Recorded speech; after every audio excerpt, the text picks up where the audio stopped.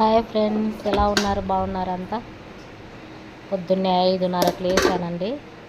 5:30కి లేచిన తర్వాత పనామె వచ్చింది. ఆమెకు అంట్లన్నీ వేసేసి తోమడానికి ఇంకా వంటకు మొదలు పెట్టాము. పొంగలి, చట్నీ, తర్వాత వచ్చేసి చిక్కుడుకాయ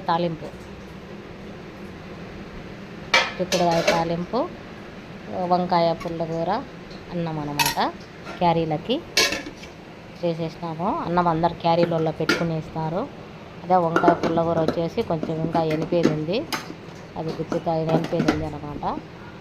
ఎనిపిన తర్వాత అది వేసుకుంటారు. అన్నం వేడిగా ఉంటే బాగుండదు కదా క్యారీలలో, అందుకని కొంచెం బాక్స్లలో పెట్టి పిల్లలు అక్కడ పెట్టేసుకున్నారు.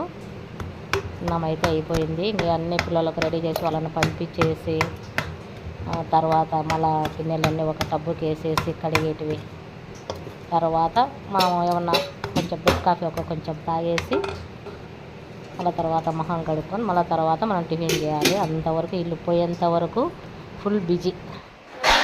మార్నింగ్ ప్రతిరోజు అలాగే ఉంటుంది అనమాట.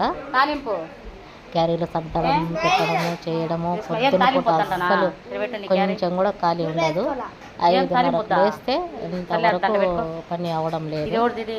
పిల్లలు పోయిన తర్వాతనే మళ్ళీ మిగతాటివన్నీ పెట్టేసి మనం పనులన్నీ చేసుకోవాలా. చూడండి, ఇమ్మేమో పుల్లగూర ఒకటి వేసుకునింది, తాలింపు వద్దంట. ఏం తాలింపు వేసుకోలేదంటే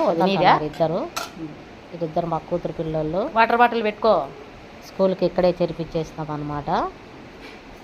అక్కడ వేరే చోట పల్లెలు ఉండారు వీళ్ళు, అందులే అని ఇక్కడే చేర్పించేసినాం మా దగ్గరే. ఉంది ఇంకా ఇది పరిస్థితి. లోపలనా తాలింపు వద్దంట, తీసు పైన పెట్టు. టవల్ పెట్టినావు బాగుంటుంది. మనము తాలింపులో బాగా పొడి అవన్నీ వేసేసి తాలింపు చేసుకుంటాం అనుకో, తాలింపు కూడా కలుపుకొని తినొచ్చు అన్నంలో. తాలింపు వేసుకోలేదే, నువ్వు వేసుకోలేదే, వద్దా? బాగుంటుంది అనమాట. అట్లా 2 ఎగ్స్ పెట్టుకొని తాలింపు చేసుకొని పోవచ్చు. నేను అప్పుడు మా ఆయనకు అట్లా క్యారీ పెట్టేదాన్ని.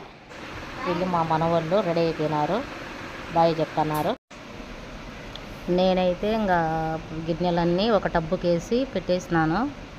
అన్నీ మొత్తము వేసేసి ఇంకా స్టవ్ దగ్గర అంతా తుడిచేసి శుభ్రంగా గిన్నెలన్నీ ఒక టబ్బుకి వేసి పెట్టేస్తే మళ్ళీ పనామె వచ్చి కడుక్కుంటుంది సాయంకాలం.